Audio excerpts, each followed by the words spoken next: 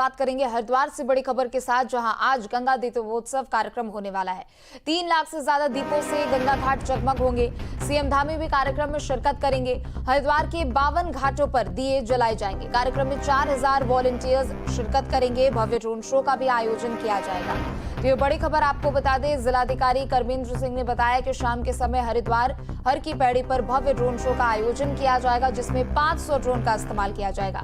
इस कार्यक्रम का शुभारंभ सीएम धामी करेंगे। कार्यक्रम के बाद भजन संध्या भी आयोजित की जाएगी। तो उत्तराखंड के 25वें स्थापना दिवस के उपलक्ष्य पर इस कार्यक्रम का आयोजन किया जा रहा है। आपको बता दें कि मुख्यमंत्री पुष्कर सिंह धामी इस कार्यक्रम का शुभारंभ करेंगे। 3 लाख दीपक गंगा के घाटों पर जलेंगे। कार्यक्रम में 4000 वॉलंटियर्स भी तैनात रहेंगे और एक तरफ देखिए ये तैयारियां भी की जा रही है। भव्य ड्रोन शो का भी आयोजन किया जाएगा।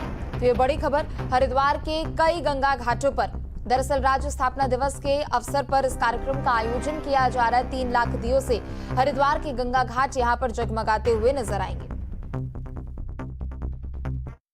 राज्य की स्थापना के रजत जयंती वर्ष में हम लोग प्रवेश कर रहे हैं और इसके उपलक्ष्य में 6 से लेकर के 12 नवंबर तक लगातार विभिन्न प्रकार के कार्यक्रम आयोजित किए जा रहे हैं।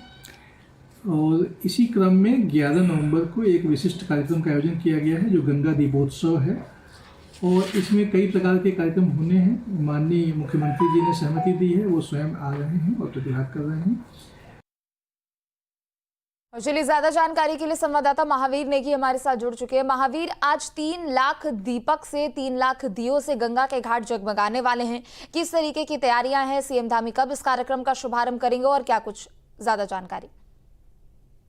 को लेके अपना दिवस का एक तरह से सप्ताह मनाया जा रहा है, तो उसके ही तहत ये आज कार्यक्रम होने वाला है। क्योंकि आज शाम 4 बजे से लेकर और तकरीबन 8-9 बजे तक जो हरिद्वार में है वो मुख्यमंत्री पुष्कर सिंह धामी रहने वाले हैं, जिसमें कि सबसे पहले वो जो यहाँ पर भल्ला कॉलेज स्टेडियम है उसका इनॉग्रेशन करेंगे। उसके बाद यहाँ से वो दीपोत्सव कार्यक्रम में प्रतिभाग करेंगे, जहाँ पर कि 3.5 लाख जो दिए हैं वो जलाने का कार्यक्रम रखा गया गंगा के घाटों पर।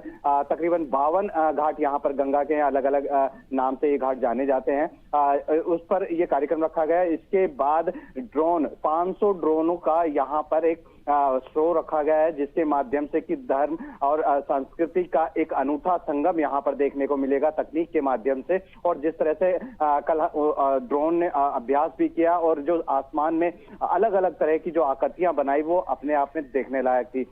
अगर तैयारियों की यहाँ पर बात की जाए, क्योंकि मुख्यमंत्री पुष्कर सिंह धामी स्वयं यहाँ रहने वाले हैं, तो ऐसे में सुरक्षा एक बड़ी जो जिम्मेदारी है वो बन जाती है। तो इसी को देखते हुए पूरे जो जोन है, मेला क्षेत्र है, उसको 9 जोन और सेक्टर्स में बांटा गया है, जहां पर कि मजिस्ट्रेट और सीओज की तैनाती की गई है। इसके अलावा जो पार्किंग है, पार्किंग की अलग से जो सुविधा है वो रखी गई है। साथ ही साथ एक अलग यातायात प्लान उस समय लागू होगा, क्योंकि शाम 4 बजे से लेकर और 9 बजे तक, रात के 9 बजे तक ये यातायात प्लान लागू रहेगा। तो कह सकते हैं कि तैयारी पूरी है। और जिस तरह से इस कार्यक्रम को मनाया जा रहा है, उसमें देखने वाली बात ये होगी कि आखिर पब्लिक जो इंटरफेरेंस है, पब्लिक के जो मौजूदगी है वो कितनी यहाँ पर रह पाती है। क्योंकि लगातार प्रशासन के द्वारा लोगों को आह्वान किया गया है कि इस कार्यक्रम से जुड़ने के लिए और वो गंगा घाटों पर आएं और दीपक जलाएं। तो तकरीबन 3.5 लाख का यहाँ पर लक्ष्य रखा गया है। इसके अलावा कन्हैया मित्तल हैं जो भजन गायक हैं, उनकी भी यहाँ पर भजन संध्या रखी गई है। तो कह सकते हैं कि आज जो हरिद्वार है, धर्मनगरी हरिद्वार है, उसका एक तकनीक और आध्यात्मिक का अनूठा संगम यहाँ पर देखने को मिलेगा। बिल्कुल, चूंकि देखिए तीर्थ नगरी है हरिद्वार और ऐसे में साल भर पर्यटकों का भी, तीर्थ यात्रियों का भी आना जाना लगा रहता है। ऐसे में क्या पर्यटकों के लिहाज से कुछ खास तैयारियां यहाँ पर की गई है?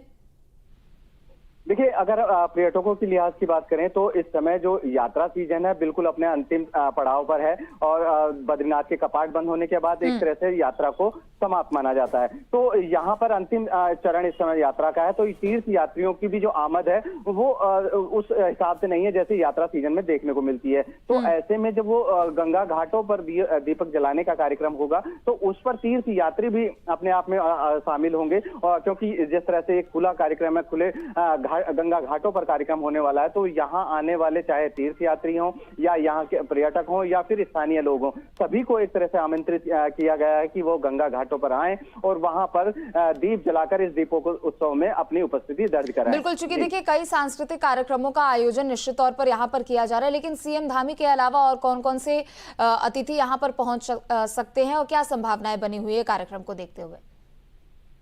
बिल्कुल, देखिए क्योंकि जिस तरह से जो अभी पिछले दिनों हमने देखा कि अल्मोड़ा में बस दुर्घटना हुई थी, उसके बाद से मुख्यमंत्री पुष्कर सिंह धामी ने इस जो स्थापना दिवस के कार्यक्रम है उनको बहुत ही सूक्ष्म रूप से और सादगी से मनाने का आह्वान किया था और उस पर किसी भी तरह के जो सांस्कृतिक कार्यक्रम है उन पर एक तरह से रोक लगा दी थी। उसके बाद से ये जो कार्यक्रम है दीपोत्सव, तो दीपोत्सव के साथ साथ जो एक तरह से श्रद्धांजलि भी उन लोगों को दी जाएगी जो उस दुर्घटना में मारे गए थे, क्योंकि राज्य के लिए बहुत बड़ी अपने आप में एक दुर्घटना थी जिसका कि सभी को कहीं ना कहीं गम है। तो उसको देखते हुए यहाँ पर जो एक श्रद्धांजलि है वो भी रखी गई है। और अगर हम लोग अतिथियों की बात करें तो मुख्यमंत्री पुष्कर सिंह धामी तो यहाँ रहने ही वाले हैं, साथ में बीजेपी के जो विधायक हैं वो यहाँ रहेंगे और तमाम जो बड़े नेता हैं वो यहाँ पर रहने वाले हैं। और इसके अलावा जो अधिकारियों की बात करें तो अधिकारियों में भी प्रशासनिक स्तर पर जो सारे अधिकारी हैं वो रहेंगे और जो शासन के हैं वो उनमें से भी कुछ अधिकारी यहाँ पर रहने वाले हैं। बिल्कुल, बहुत बहुत शुक्रिया महावीर आपका तमाम जानकारियों के लिए।